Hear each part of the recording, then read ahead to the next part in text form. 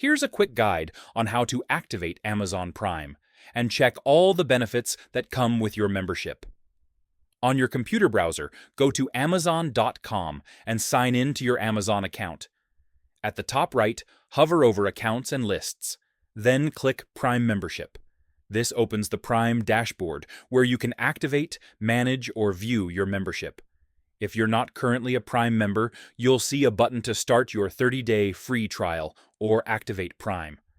Click it, choose your payment method, and confirm. Once you complete payment, your Prime membership becomes active instantly. Now let's review everything included.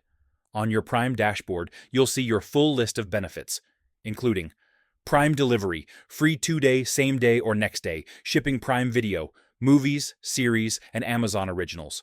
Prime Music, ad-free music playlists and stations. Prime Gaming, free monthly games and rewards. Prime Reading, free ebooks, magazines, and audiobooks. Amazon Photos, unlimited photo storage.